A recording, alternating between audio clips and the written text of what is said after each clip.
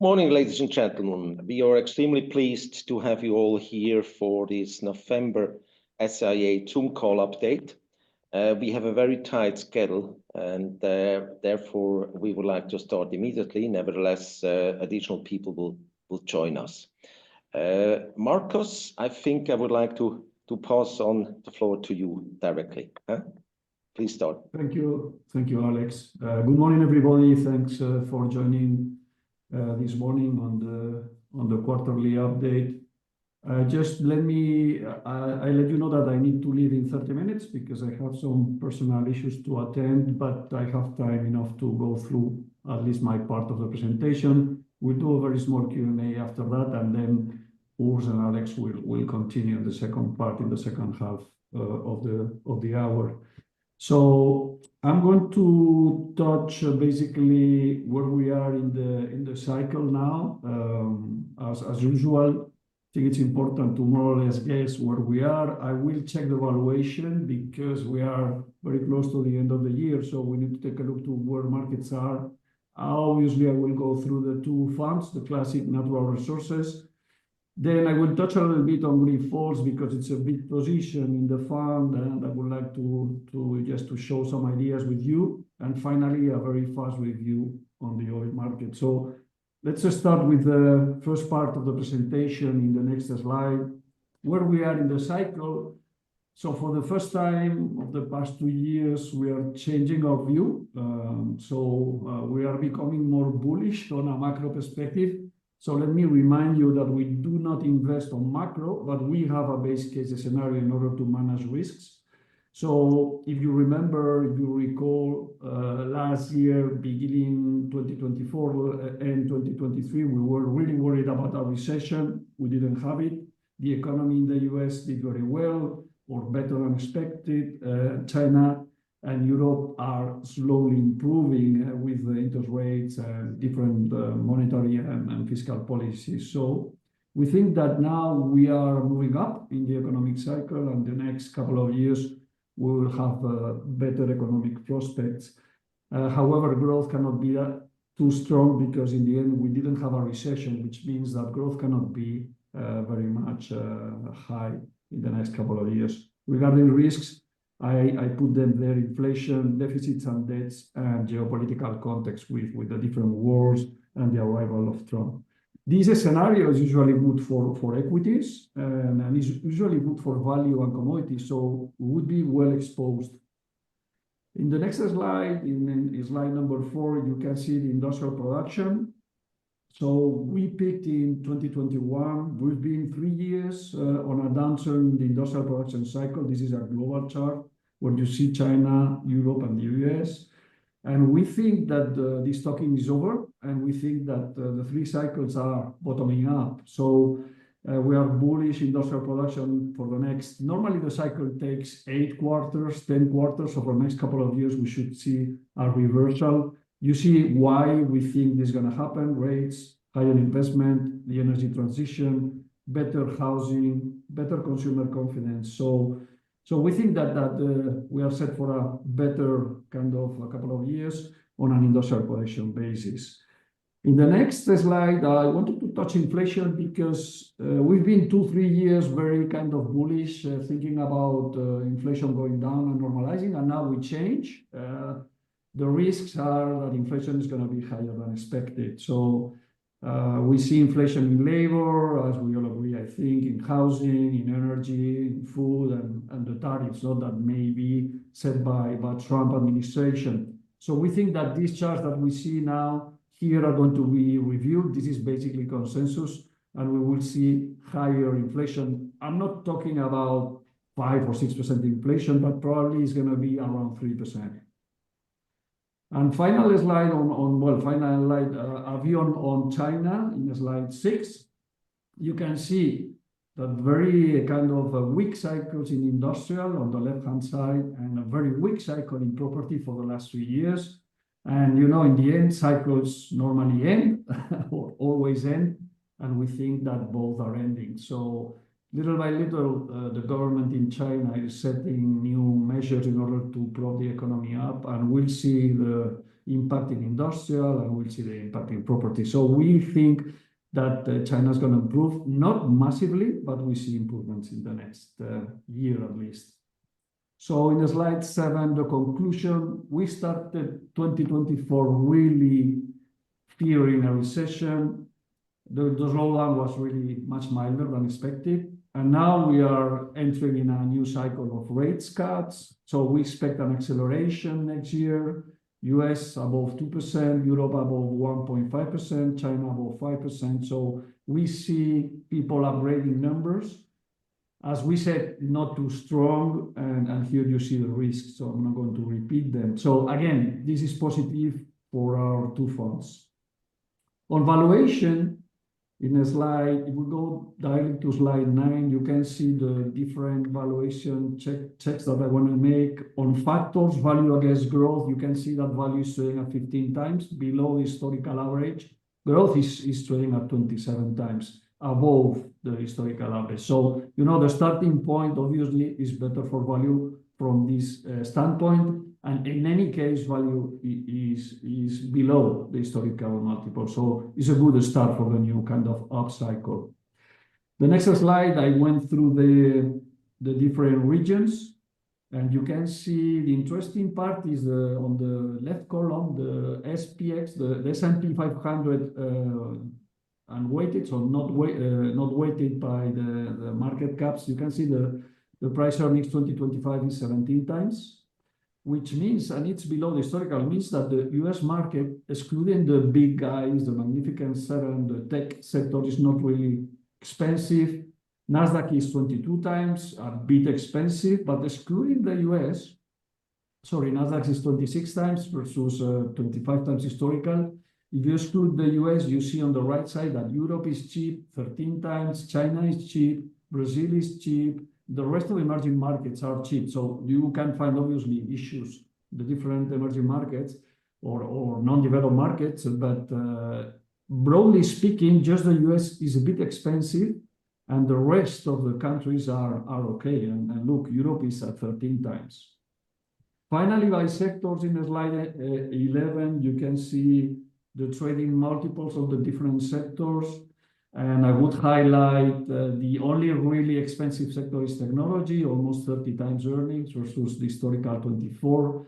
Financially is okay, insurance is okay, materials is okay, energy is very cheap, everybody is very short, so this makes sense. And even staples or consumer and health are cheap. So overall, we don't really see a bubble. We don't see the markets overvalued instead of what people comment in different media. In slide 12, the conclusion on valuation, I think this is not really something new, but on what basically conclusion is markets are not expensive. And why are they not expensive after the good performance of the past few years? Basically two things. The Magnificent Seven and the huge impact in the weightings and in the indices, having a huge impact in the passive strategies, obviously. So they are benefiting from flows. 1/3 of the US index is this Magnificent Seven in terms of market cap weighting. And the US is 70% of the global index. So overall, there's a huge impact of this Magnificent Seven, and they are in the center of the media every day. This is the first thing. So the markets are distorted by this. And the second things are the returns on capital. If you look across sectors and across countries, returns on capital, capital invested, capital employed, even equity, they are still moving up, year after year moving up. And now they are all-time high, which is something that obviously sustains the valuations. So two ideas here on what we think about this. Magnificent Seven, in the end, at some point will become a burden for the indices because they are super big and they are expensive, which means that, you know, to sustain this valuation, they need to grow by double digit. At some point, this will slow down. And probably we are close to this moment. Also, there are risks, obviously. Even Warren Buffett is selling up, which tells you something. And on the high returns, which would be the risk really for the market, would be if returns get deteriorated. We don't think this is going to happen in the short term because returns, it's not a matter of 1 day, 1 year, even 5 years. It's basically a long-term thing that is resulting of a combination of regulation, competition, taxes, etc. And this just moves over the short term. So we don't think that the markets are set for a fall. So let's move to the classic in page 14. 15% year to date. 710 euros per share is the last NAV. So we are very happy with this year. I recall that we were quite pessimistic or conservative in the beginning of the year. It's a little bit ahead of our estimates of 690. I recall that we give targets on a year-on-year basis. Outperformance, cables, cement, copper, aerospace, services, financials, defense, where obviously we are reducing exposure. Underperforming basically 3 sectors: energy and oil, salmon, and health. You can see here the best stocks. I don't think we should go through all of them. And one idea which I think it's important, so you think, so the classic is up 15%, which is very good.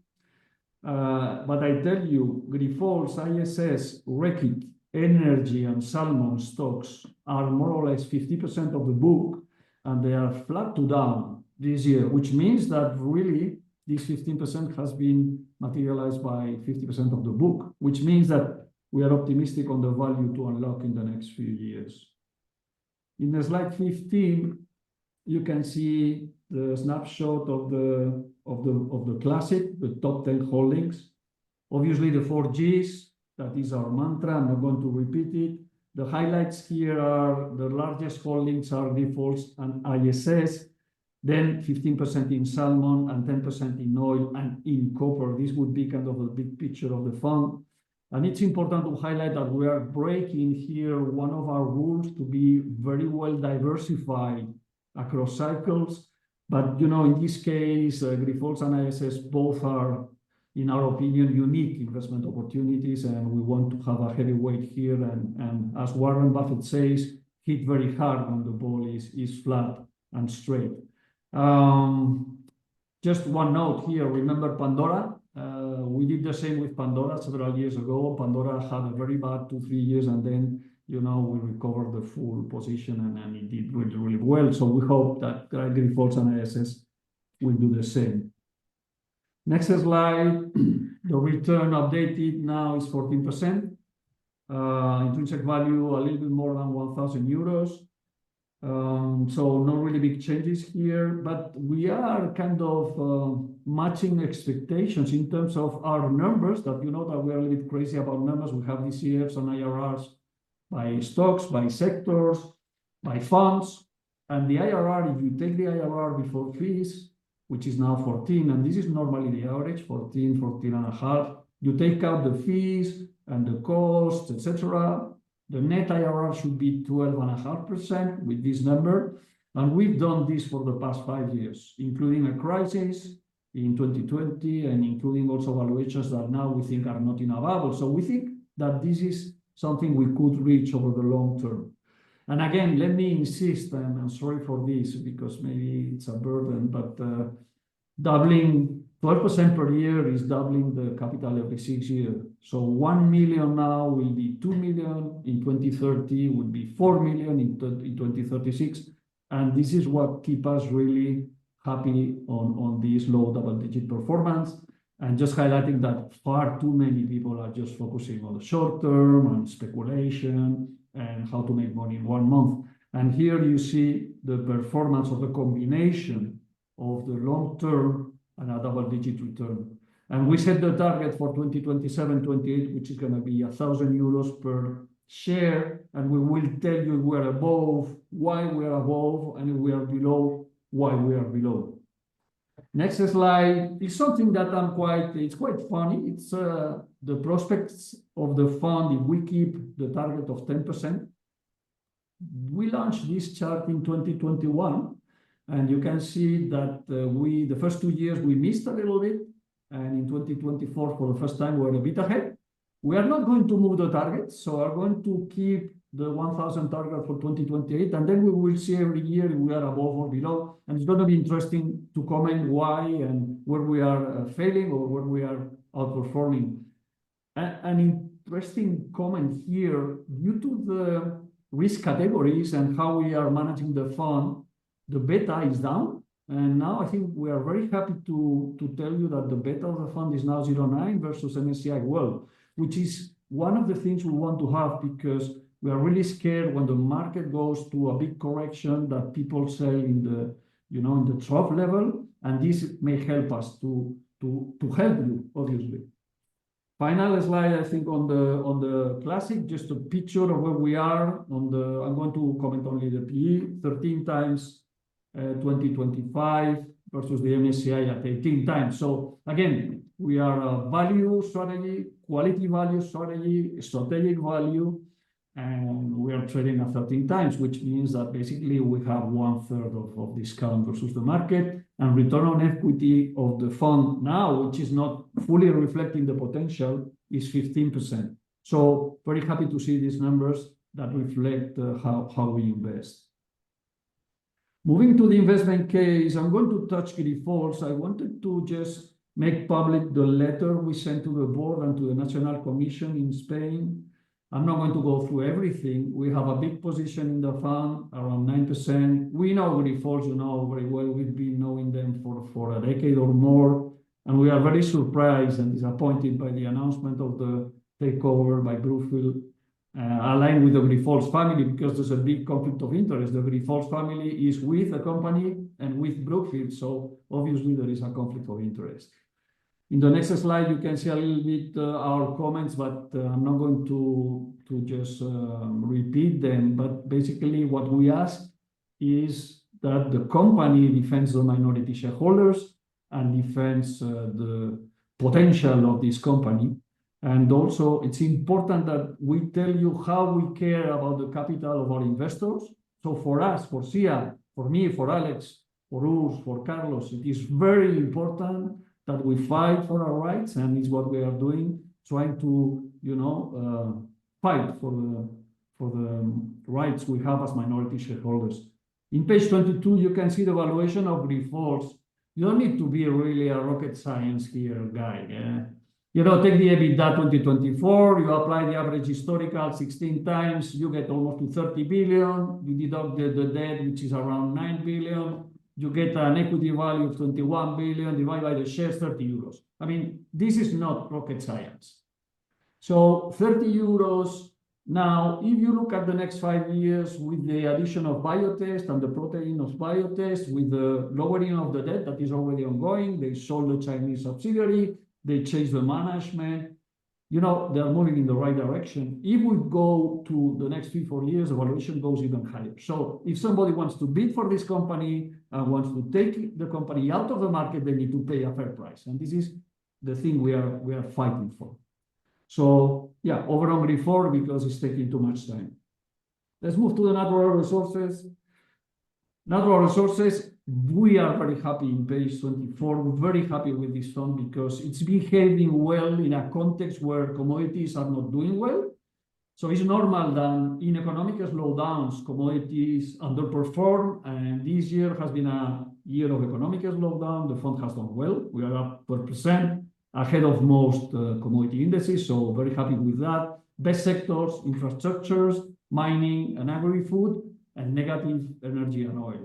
You can see the list of the performers and the underperformers, but there's nothing really fundamentally different here. So we are very happy to show you and to prove you that we are doing okay. 5 good years since the low of 2020.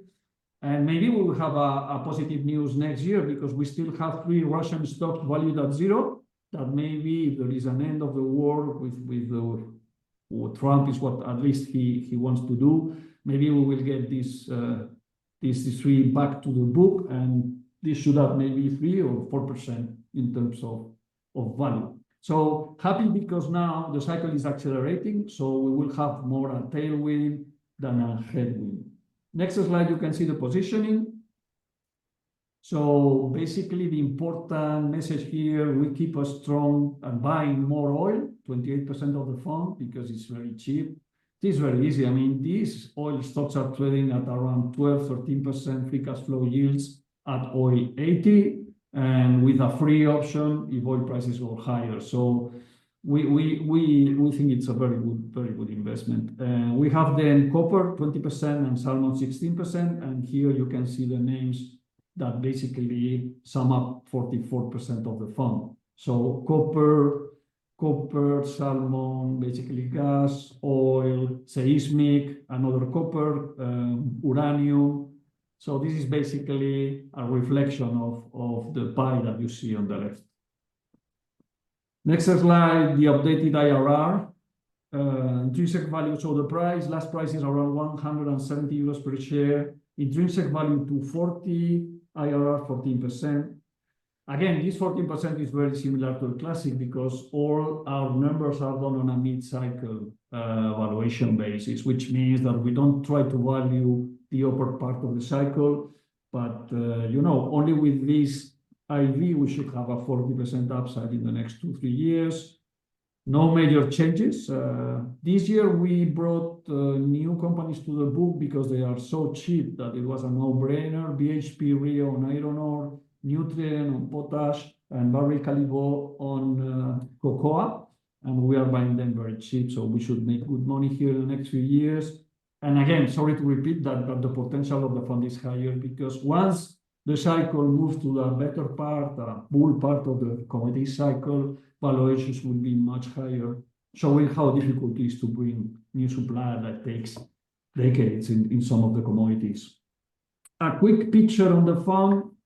On the left, PE 2025, 12 times earnings, not very different from the natural resources space, because in the end, there's not a big differentiation within the sector, but in the end, we have a very good quality, and we are heavily weighting the commodities we think are undersupplied structurally. So we think we should make good money here. Still, 12 times earnings is cheap, 10 times 2026. So here you can see a little bit where the fund is showing up, not expensive. Price to book 1.5 times.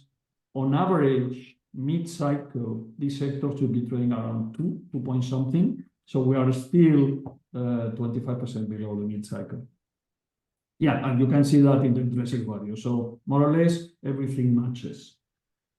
So last part for me, I wanted to do a brief review on oil that we did for a client. And I think it summarizes a little bit what is going on, short-term and long-term perspectives. In the first slide, in the slide 29, you can see that the sector is prone to multiple news. I mean, every day you have news, big news, relevant news, and then a ton of rumors, and this happens and OPEC. But if you step back and look at the chart, you can see that there's a trading range. And the trading range is the low is 70, the high is 100, and the average is 85.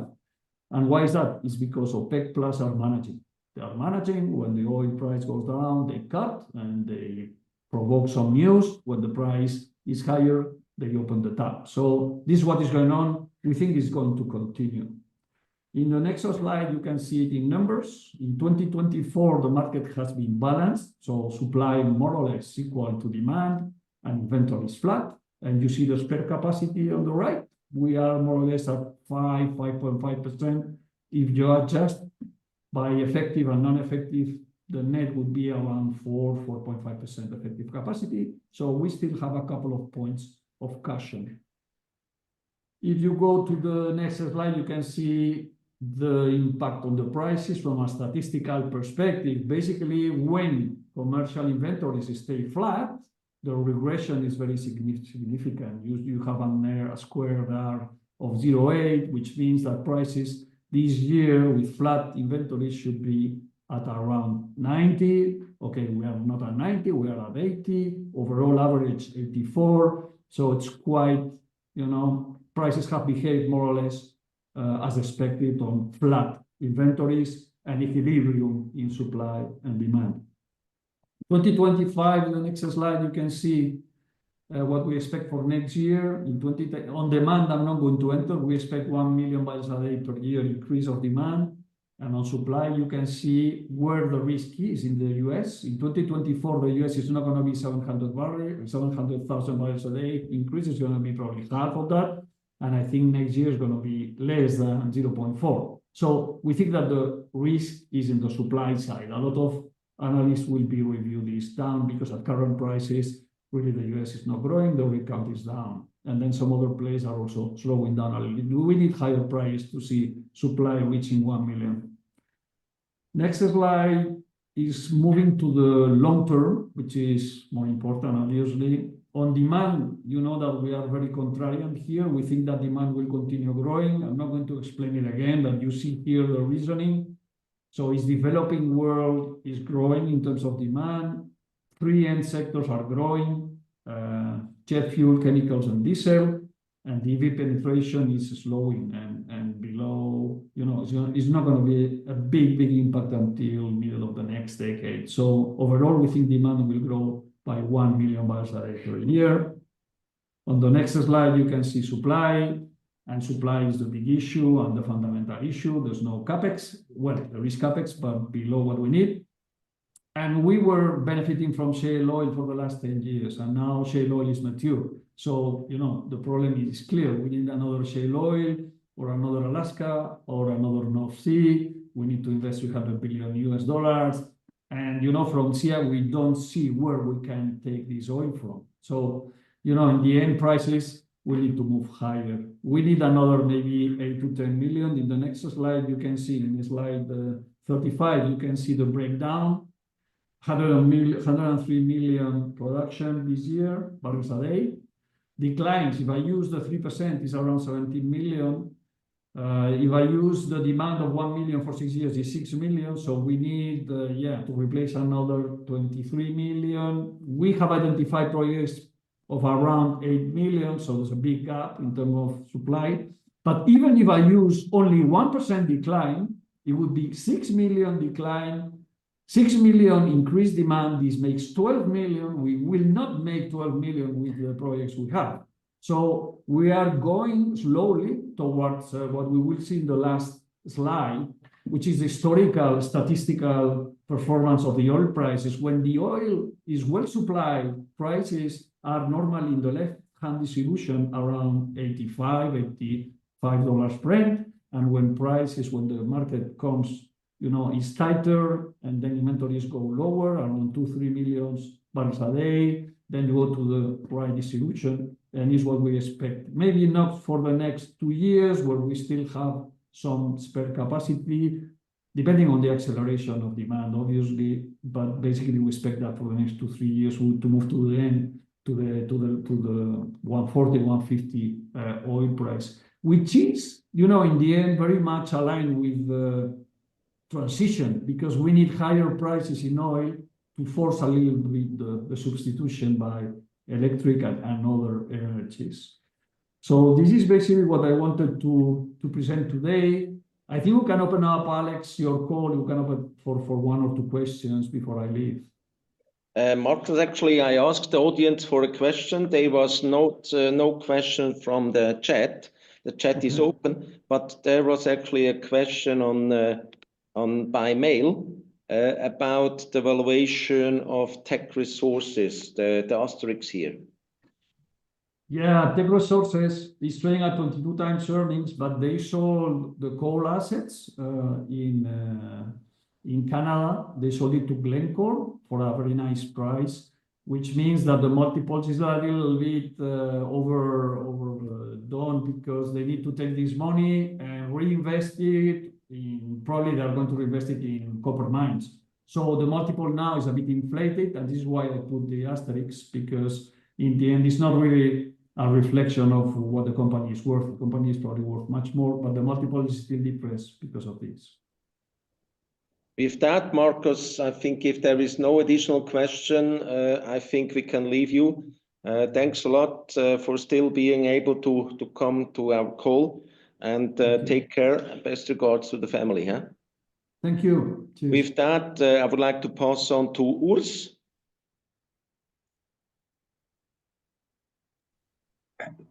Thanks, Alex. Now I wanted to have a few words more here on the mining side again. If you might remember, I've often talked about oil, but the situation what what Marcus explained. We had, this fear of not having enough supply in the economy due to the supply chains and all these discussions after COVID. So this led to a big inventory build-up all through the logistic chains and everything in the economy, as Marcus has shown in his chart with industrial inventories.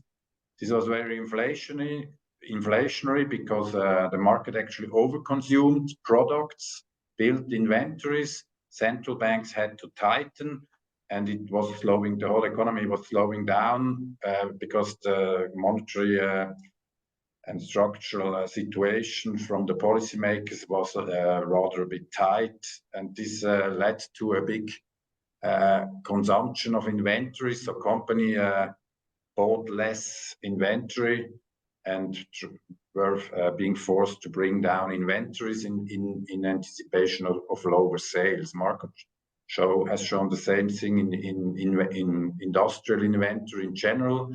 And I have explained this in the oil market, how we have had a huge inventory drawdown the last 3 years in my last call, and that's in many presentations, and I think again in this quarterly, which will come out. So I will not talk about this oil issue anymore, which is very explosive in my opinion, with such a big positioning on the negative side. But I will want now to draw a bit the attention to the metal side, which is, in my opinion, quite interesting. So, I have to explain first what is about these treatment charges and these issues, because if you look at metal prices, it's a refined price. And if we talk about mining, mines produce a concentrate, and many mines cannot refine it themselves. So they have to sell it to a refiner. Most of the biggest metal producers are in China, for example, Jinchuan. So the industry sets a copper TC or zinc TC charge. That means out of the end price, let's say, of copper, how much of it is going to the smelter and how much receives the miner. And these smelter charges show if they're going down, there is a lack of concentrate, because then the smelters have to agree to a lower cut of the end price. So they compete for the concentrate, which is getting tight. And many smelters then don't make money anymore, but they have to reduce capacity or go out of business. So when you have low smelting charges, it is a sign of a shortage of raw material, meaning concentrate. And with a time lag, of course, then the output of refined metal is coming down. And we have explained quite for some time how we have gonna have a problem in mine output due to the structural underinvestments. And I have shown in many presentations and also recent calls that we have metal prices which are far too low because there are underinvestments and also cyclically declining investments. And therefore, for example, Glencore had a chart out at the beginning of the year. It expects around 7% lower copper concentration production because the copper price has been too low in the last 2-3 years, obviously combined with rising costs, which always happen after a price increase because labor wants to have more money, government wants to have more money. Now we have this recent news, which in my opinion is pretty dramatic, that despite a slow economy and everything, these treatment charges are at a 15-year low now. So they have never been virtually as low as now.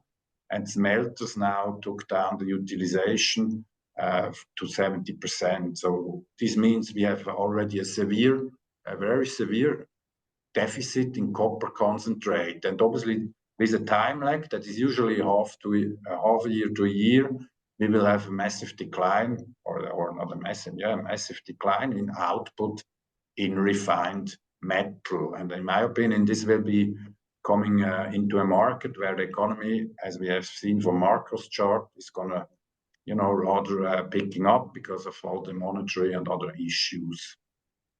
Maybe the next slide, Alex. So this is a chart of the zinc smelting charges, TC treatment charges. And you can check it out again. It's on the low end now, virtually very tight concentrate market already. And you see, you can take this chart and look what happened, after concentrate, after treatment charges were so low, like after the low in 16, 17, 18. So afterwards, we had a massive build or a massive increase in metal prices. And this is quite obvious because it needs some time lag, but when you don't have concentrate anymore, of course, then the metal output of refined metal will be much lower in the next time to come. And some words about this on the same. It's the same for nickel. It's the same for other things. But these are very small markets. So really, copper is the big base metal market. Zinc is the second one. The other metals are either byproducts, or in the case of nickel, you have very few nickel producers where you don't have the news, but it's the same. And you see here the same in zinc, that the mine output is falling since 2 years. It will fall again. And China, as the biggest refiner, has big problems in this shortfall of raw materials. And it's a big squeeze on the production of metal for the smelters, where you will have a decline of capacity and lower metal output, according to the newest data we have for the next years to come. And the next slide, Alex. This is maybe something interesting. We only have prices of refined metals to follow, but we don't have prices on concentrate or raw material, because most of it is obviously not traded on an exchange because it's not standardized. So we cannot trade, a copper concentrate because it's not a standardized product. It has different grades, etc. This is the price of alumina, which is a product. You mine bauxite, then you mill it very fine, then you leach it and put a temperature of, I think, 180 degrees with some pressure, and to cut the aluminium out of the iron oxide, and then you to cook it with 1200 degrees, and then you get alumina, which is aluminum oxide, which is the base product for aluminium. You need to apply then the electrolysis afterwards. But this is the price of alumina, what happened in the last year, or let's say 12 months. So the aluminum prices doubled already, which is the raw material for aluminium. So same here, we get, and this is quite dramatic, it's not a bit higher, it's doubled due to exactly the same reason. And usually with a time like, obviously you get the same thing on the refined market. So let's see what's happened in the next 12 months. But I think we could be quite surprised that, people always believe it's demand driven. And despite an economy which is weak, maybe this inflationary expectation might be surprised that you can still have rising prices because of supply issues. And the last thing a bit on the politics. As Carlos and Marcos said, we have around, I think it's 7%, Alex, now, of the fund in Russian stocks, which are at zero, and I think nearly 1 million in accrued dividends, which are not valued because it's the usual problem of the restrictions. I've here a link to a speech of Trump, which I would advise you to listen to.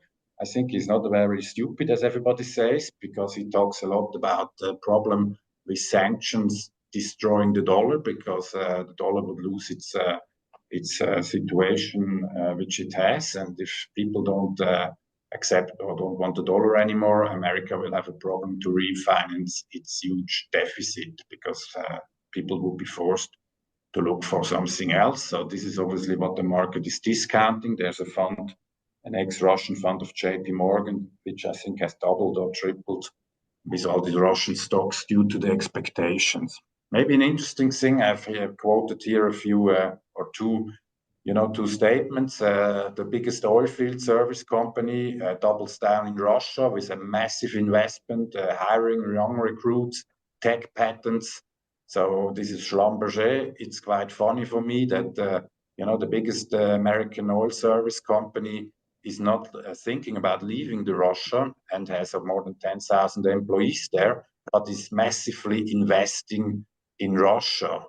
And you would think it's a bit strange, because with sanctions you try to bring the Russian oil industry down, but the biggest American company is actually doing the opposite and helping Russia to keep the oil flowing.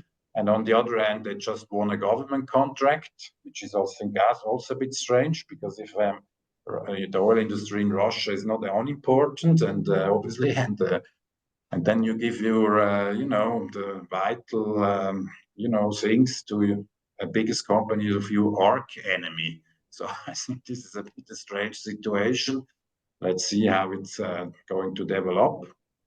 But maybe you can apply this joint venture between Russia and the US also to the gas market. So finally, a few days after Trump won, there is a news that the Miami guy is trying to buy Nord Stream 2. By the way, he was a supporter of Trump, so maybe that's now the payback time, and he gets this pipeline for free. So meaning then it belongs to the US. By the way, the head office of Nord Stream is where I live, just next to the shopping area. So it's a consortium of Gazprom and Wintershall and E.ON, Netherlands Gas and Engie from France. And now the question is, what's going to happen? So I wouldn't be surprised that the Europeans would be happy to deposit this asset, which did cost around 7 billion cents to the dollar to the American, and afterwards getting in some cashing money for that. But let's see what's happened. You might know that Wintershall has been given away for free to a position of ours, Harbour. So maybe the British will also get a cut of the money, because despite all blah blah, Rosneft is being owned by 20% by BP.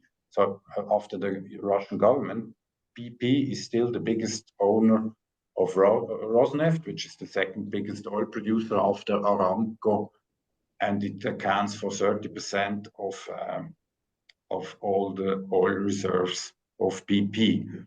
By the way, 22 was the last time that the local ice hockey team won the Swiss League, when they still had the sponsoring of Nord Stream on the shirts, and after they had to take it away, they have never won again the league. Maybe that's going to change as well. But I think it looks like we could get an additional boost for the fund when this sanction would go away. That's it from my side, Alex. Thanks a lot, Urs. There was a question, how large is the US is our Russian position? It's actually 7.6 it was before we had to actually shut it down and show a zero, but we still have it. And we have 360,000 euros equivalent in a cash account where we get the dividend still paid to us. Now it's basically my turn for the last couple of minutes to basically tell you a bit about the interesting question, why is not everybody a value investor? I was actually on the 17th of October, I was invited by George Athanasakos to join the 4th European Value Conference in Athens. George actually is the chairman of the Benjamin Graham Center of Value Investing at the Ivy University in Toronto. And I find that very, very interesting. And as a present to be visiting him, I actually got this book called Value Investing from Theory to Practice. And I really liked it a lot. And I would recommend the ones of you that like reading books and specifically about value investing to have a look at that. Now, what's very, very interesting is the fact that if you look at the chapter 1.7, he actually explains exactly why he believes everybody is not a value investor, which is interesting and surprising because we know over the long term, it has shown very, very nice returns. So he basically brings it down to 4 points. market efficiency beliefs, because some are still believing markets are efficient. Performance pressure, you know, specifically institutional clients are really put under pressure to show short-term results, and that's therefore very, very difficult, and they don't have the long-term focus which is required to really show that value investing works. The third point he mentioned, lack of patience. We know that very well as well. It's probably coupled with the previous one, but you really need sometimes quite a long time to wait until the market recognizes the intrinsic value of a stock.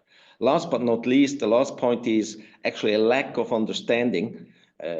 You would hardly believe, but there are not so many people looking at value strategies these days any longer. Of course, why should you? Because we have underperformed since 2011. As a conclusion, George is basically stating the following. While value investing has considerably proven its worth, it remains underutilized because of a combination of psychological factors, institutional and educational factors. Behavioral biases, belief in market efficiency and short-term performance pressure all make you impatient, and you do not have the possibility to wait enough. However, he strongly believes that if you are able to overcome this barrier, you can really build long-term wealth if you are focusing on intrinsic value in a disciplined and patient way. And last but not least, value investing, and that's also the case for us, it's not just a strategy, it's a mindset. One that requires resilience, independence, and a long-term perspective. And that's why actually our fund is called Long-Term Investment Fund. And we really believe in the long-term rewards that can be pretty nice. Looking at the long-term picture, I mean, it's hard to believe that, you know, it's we saw the 22 rebound of value style, and then we are down here. Actually, we have even reached almost new lows. Now it seems to turn the corner again. And I think it's very interesting what Marcus said in his part of the presentation, where the Magnificent Seven can be actually become an issue for the big indices.